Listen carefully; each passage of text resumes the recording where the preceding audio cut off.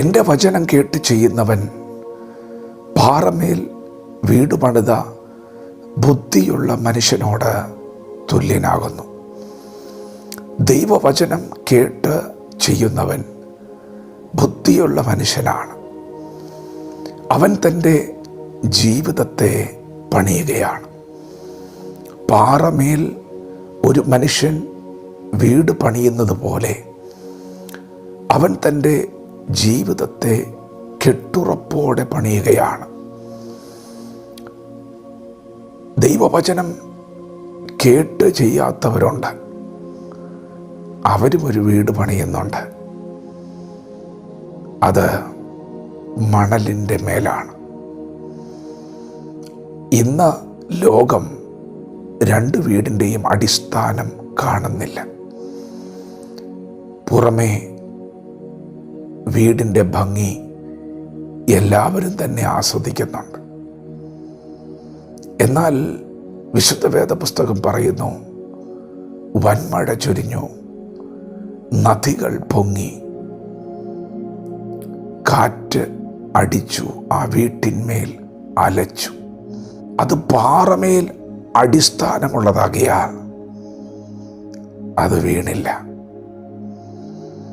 എന്നാൽ അതേ വൻമഴ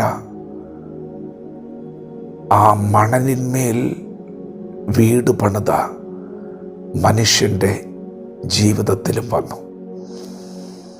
നദികൾ പൊങ്ങി, കാറ്റടിച്ചു, മണലിന്മേൽ വീട് പണിത ആ മനുഷ്യൻ്റെ മേലും അതലച്ചു.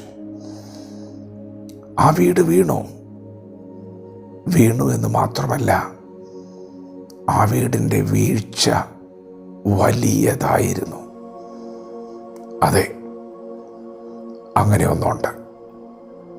പ്രിയപ്പെട്ടവരെ, ദൈവവചനത്തെ ബഹുമാനിക്കുക, ദൈവവചനത്തിനു വേണ്ടി നിലനിൽക്കുക. നിങ്ങൾ ദൈവവചനത്തെ അനുസരിക്കുമ്പോൾ നിങ്ങളോട് കൂടെ ചിലപ്പോൾ ആരും ഉണ്ടായില്ലെന്ന് വന്നേക്കാം.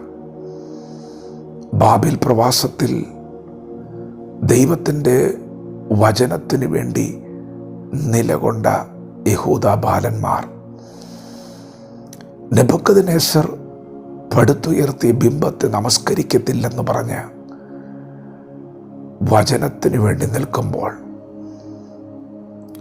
തങ്ങളോടുകൂടെ ആ പ്രവാസത്തിൽ കഴിയുന്ന യഹൂദന്മാരിൽ ഭൂരിഭാഗം പേരും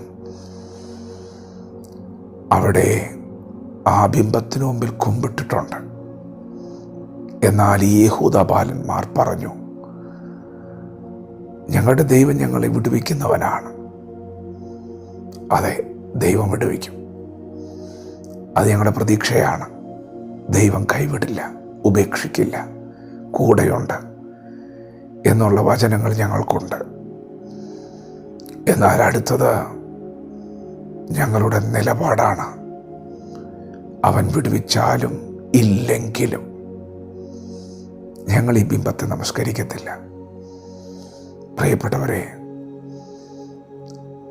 അവർ പ്രതീക്ഷയുള്ളവരാണ്. അപ്പോൾ തന്നെ അവർ നിലപാടുള്ളവരാണ്.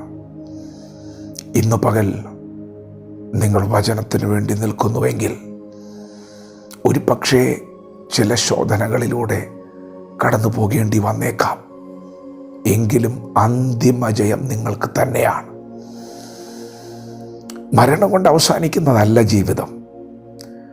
മരണത്തിനപ്പുറമുള്ളൊരു ജീവിതമുണ്ട്. യേശുവിനെ ക്രൂശിച്ചു കൊന്നപ്പോൾ ജയിച്ചു എന്ന് ചിന്തിച്ചവർ തോറ്റുപോയി. കാരണം അവൻ മരണത്തെ ജയിച്ച് ഉയർത്തെഴുന്നേറ്റു.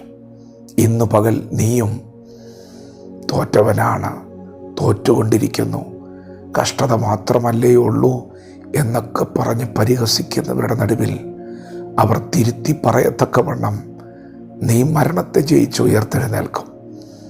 അന്തിമ ജയം നിനക്ക് തന്നെയാണ്. വചനം സത്യമാണ്. വചനത്തിന് വേണ്ടി നിൽക്കുന്നവനെ വചനം മാനിക്കും. ദൈവവചനത്തോടെ പ്രതികരിക്കാം. ദൈവം നമ്മെ ഓരോരുത്തരും ഈ പകൽ അനുഗ്രഹിക്കുമാറാകട്ടെ. ആമേൻ.